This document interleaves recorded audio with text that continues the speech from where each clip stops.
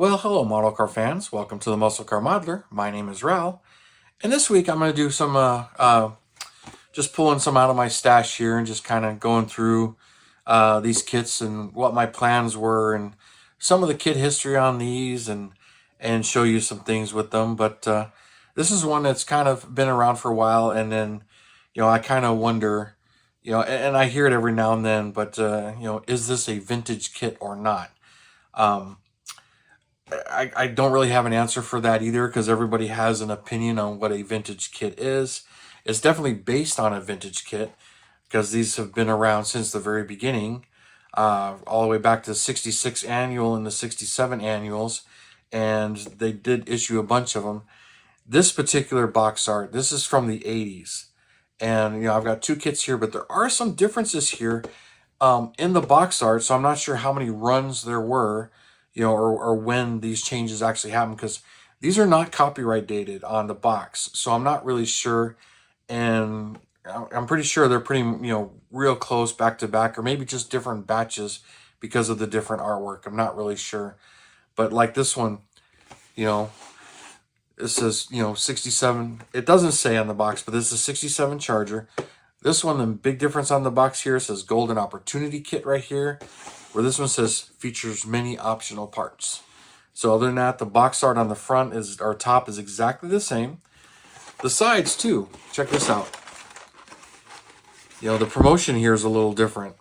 Collect Golden Wheels tokens and earn bonus, so I'm not really sure when that ended. And this one says look for other exciting AMT, MPC, ERTL kits. So, but the rest of it's all the same. It's a Hemi Charger. And here's one thing I kind of noted, it makes me think it's a sequence. The kit number 632810EO, if you can see that. And this one says 6328-11EO. So I think those might be sequence numbers or whatnot. But, the rest of the pictures are exactly the same. And then, the side of the box pretty much is the same. There's my notes on what I plan to do with them. And this side, pretty much the same. Even the barcodes are the same, which the barcodes pretty much tell you that it's 1980s kit or a little bit later, because that's when the barcodes started to appear. But they got the kit numbers and everything else, but there's no actual copyright date on these boxes here. Now, I've had these for a long time, and for a while they were plentiful, but this dates back to the original annual kit, even though these being issued in the 80s, whether it was 84 or 86, I'm not really sure. These are almost 40 years old, so they're old kits now. And but this tooling dates back to the original 1966 kit, which that kit is valuable and pretty rare, and I'll show you some of those parts or copies of them because I have some of them in here. But this one is the most original of the two kits, I should say. But this is typical MPC quality at the time and everything. I'm not going to say it's a bad kit. It's a buildable kit, but it is one that will challenge you and your modeling skills and your prep and body work and everything. You spend some time with it, you can make everything fit and work nice. Can you build it stock? Well, out of the box, no. But all the bones are actually there to do it, which is what I did. Now, Revell did come out with another kit in 2000, which virtually rendered this obsolete. But no, that is what it is. But that's how it goes. So we'll put some of this stuff to the side. And they've got the very basic instructions here. If you've seen this kit, but here it's got the Hemi engine, but it's got a cross ram and this air cleaner, which is more of like a 65 A990 air cleaner.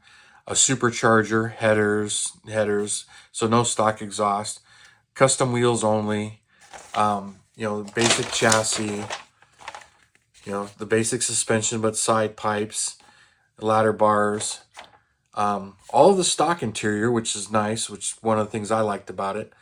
No dash and everything, got an optional tack, and then, all the body parts, which are all there to make it stock, and a custom hood scoop, which again is kind of falls in line with a 65. So interesting stuff there. So put that off to the side here. Now first thing, here's the body. And both of these are molded in black and everything. 426 Hemi body. It's a 67.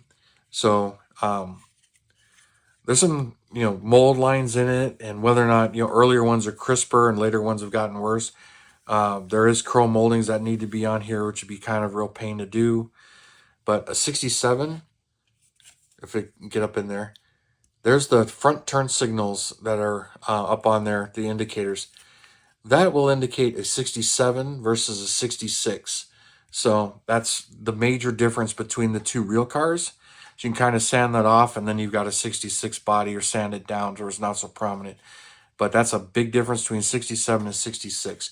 The rest of the body, no changes. The interior is different. I'll get to that in a little bit. And it's got a nice, actually molded in headliner. I don't know if the originals did or if that was added later in the tooling. But definitely, rough, and you got some sink marks. You got a real bad sink mark there on both sides, which I've never really seen one without, and it's got some sink marks here on both sides as well. So definitely, a lot of body work and sanding, and nothing's really straight. You can kind of see some of the waves in this black plastic. So this needs some work to really straighten this out and get it looking pretty decent. So there's that. Here's the interior tub, which one of the things with these 66, 67 Chargers, it has 4 bucket seats. So kind of unusual. And the 67 has a regular console right here, and it has this little console here. And then the seat backs fold down to give you a floor. So it's a bit different, but this is the 67 interior tub. So that's one of the major differences there. Here's the stock chassis pan. Nothing to brag about here. Basically very simplified. But I had intentions of replacing this with AMT chassis from the 68 Roadrunner or 69 GTX. That's an easy one to swap into these. You can also use the AMT 71 Super B. Those can be fit in there. Charger Super B, Charger RT and Super B. You can get those chassis to fit in there, although technically the Super B version is a Pro Street, but that would make kind of an interesting car. Much more different than this Street Machine one, but seen some of those built.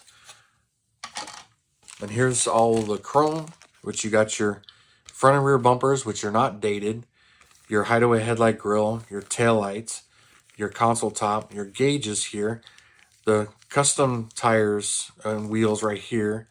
You got your blower parts here, your side pipes here, your Hemi valve covers, and your carburetors. So you got all that, but no stock exhaust, no stock wheels. So there's some of the reasons why you can't build it. And it's got these tires.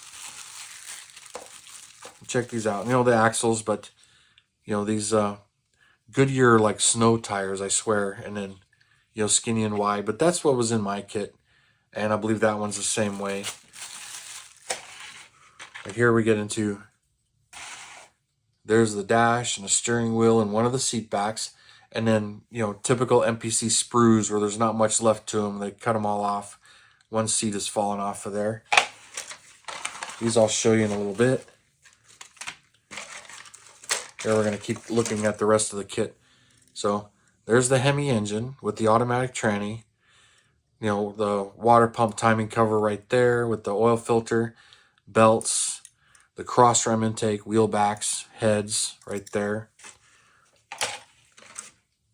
You got the seat backs, the front seats. There's the armrest console that goes back here to finish that off, which that on the real car folds down and kind of helps the false floor as well. And you've got the battery, this air cleaner, which it says it's kind of a 65 air cleaner. It's not correct for this car as far as a stock Hemi goes. Radiator, oil pan, washer bottle, and then battery, and then firewall, which is the real common MPC firewall you see all the time. Here's the rear axle, 8 3/4, which wouldn't, well, actually, I think for this car is correct. But yeah, I don't think the Dana 60 may or may not have been in a 66. But the Hemi cars are super rare. So, but there's, and then no molded in exhaust on that one. Here you've got your headers and this nice hood scoop, and then the slapper bars, and not even really sure what those particular are. Oh, those are for the headers as well, right there. So that's the pipes. Then you've got your hood, which has Dodge on it and everything, but it's cut out for the supercharger to poke through, and it's got its ghosting, which, you know, a lot of times that'll show up after you paint it, and you got to carefully sand it and work it, but that'll usually show up in the hood when you're painting it. And we got this part that goes on the race engine here. Here's the blower, the timing cover, which I believe that's the mechanical fuel pump, if I remember right. Blower belts, and then the fan for the stock motor and distributor. Which you can count how many spark plug wires that is. 1, 2, 3, 4, 5, 6, 7 looks like. Yeah, 7 wires. So, and then some of the loose parts here, you know, the other armrest, the seat front and back for the back seats. Those are the ones that have fallen off the trees. Then we've got our front and rear window, and of course our one-piece charger taillight that says charger on it, which that's pretty cool. And then this has in wax paper the original decal sheet, which I have no intention of using or anything like that, but it's in here. So as far as the original kit goes, and some of this is kind of how the person who had it before me stored it. So got a lot of these parts, but you know, as it is out of the box, you really can't build it stock. So we'll put some of this stuff back, and then some of the parts I had purchased to go along with it. Here's a set of the 67 Shelby wheel covers, which I plan to use on this because they use these wheel covers on a lot of things, but there's no logo on those caps and everything. But these were available on the 67 Chargers and maybe even the 66s. There were a number of differences between all of those. And then here I've got, get this opened here. I don't even remember what's in here at this point. That's how long this stuff's been in here. So it's wheels, I know that, but which ones? Oh, it's another set of those Shelby style wheels. Although these are kit ones, they're not resin, and I couldn't tell you where those came from. And here we got, I believe these are 67 bumpers, actual original annual bumpers. Yeah, so there's a rear one that actually says 1967. It was molded in red. Couldn't tell you which issue that was from, but purchased and re-chromed, and this should be the 66 or 67 front bumper. Actually, it's a rear bumper, but yeah, 1967 date code, rear bumper. So that's how I intended to build this one, was do a chassis swap and all of these details to make a stock 67. And this one, a 66. So that's basically, so a lot of the same components, same problems, same stuff. This one was a bit more touched, but here is the full Model Haas 66 conversion kit that they had sold. And you can see the chrome on this one is not as good. My notes of missing things, which I believe I collected all the parts. Glass that needs some polishing. Same tires. Well, almost. I got a different set of fronts here, or a different set of tires here, but again, these have been around for a long time, and I'm not really sure what's correct. So, looks like I got the same rear tires, but the Goodyear front tires are definitely a different size than the ones in the other one. So, being the age of these kits and that I bought them pretty cheap and been holding on to them. Yeah, here's a grill that's had the chrome removed. The front and rear bumpers, yeah, had the chrome removed. I decided I didn't need them. Here's a taillight bezel and the taillight. And all the rest of the stuff is exactly as that one. And of course the gauges. Since these are loose, these are cool. The 66 and 67 Chargers, if you didn't know, they had electroluminescent gauges instead of bulbs. Very expensive and very high tech for the time. And they're very expensive to restore now. So it's one of the major things on these cars, if you're restoring one, that those work. And if they don't work, you're going to spend a lot of money on them. But anyway, let's show you the Model Haas stuff here, because this is the 66 interior, which is a copy right from the annual kit.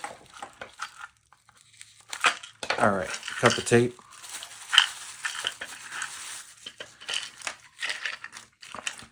So first thing, different seat patterns. This has the full-length console, which the 66 had. So different seat and seat patterns, different armrest, full console. All right, it was a true four-seater, but no going across the back seat here.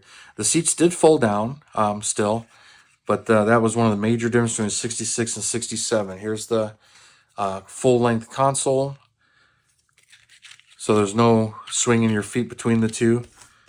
Here's the 66 hubcaps, which these are really cool. But Model Haas provided those. The 66 dated rear bumper and front bumper.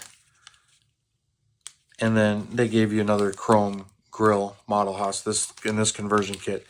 So, and that's all you really needed to make the 67 into a 66 as far as using this kit to make it stock. So this is what they offered, but I believe the door panels were the same.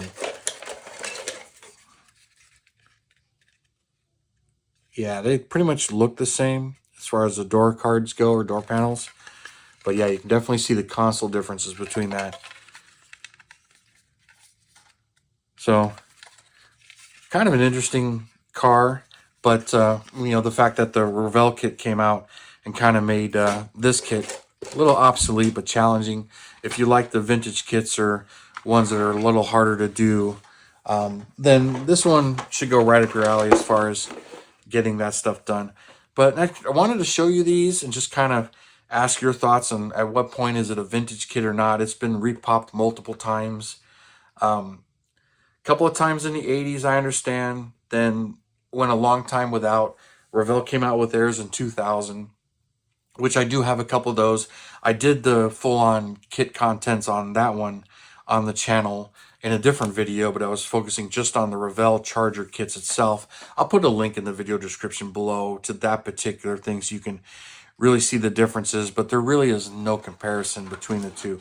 But this can be built into a very nice kit as far as the box stock goes, swapping some of those components, and it can be built nicely out of what's in the box, but it is a bit more challenging and a lot more work compared to the Revell kit, which, you know, you just basically got to remove some mold lines, clean it up, and everything fits much better than this kit. But that one, you know, being out in 2000, you know, it's a maximum of 23 years old, where this one goes all the way back to 66, and by the time this kit was issued, it was already 30 years old in the 80s, or getting close to 20 years old in the 80s. My math is getting rough. But anyway, it's been around for quite a while, and a lot of these tools have been around for a long time, so it's kind of hard to say. But, you know, a vintage kit, yeah, it's definitely got the vintage vibe, but the fact that the last time they reissued, I think, was 2015, you know, with the box art and everything, but a lot of the same components, and I'm not sure if they restored some of the custom parts in it, but that's why I didn't get into all the different versions, because I really don't know on these. But, you know, the 66 and 67 Charger, not one of my favorites, but it's an interesting car with an interesting story and a lot of interesting technology in it for its time as far as the actual subject matter goes. And then there was a lot of differences in motors and options between the 2 years. But anyway, I think I'm going to, you know, end this video right there and just like to hear your thoughts and everything on this kit or kits of this vintage, even though a lot of them keep getting repopped today. And to the people who don't know, you know, think they're getting the same quality, but not knowing the history of some of these kits and how far back they go, which is one of the reasons why I kind of like to do these videos. But getting, one of each and doing all the different tooling changes over the years, that's kind of difficult to do and gets kind of expensive. Even this kit now, I've seen, people asking some crazy money on eBay for it, even though I probably paid like $10 a piece. But these things were all over the place 15, 20 years ago, and they were easy to find. Now, not so much, but anyway, that's what happens when time goes by. So anyway, you guys, thank you for tuning in, subscribing, and all your comments. I really do appreciate it, you guys. And you have a wonderful weekend, and I will see you next time.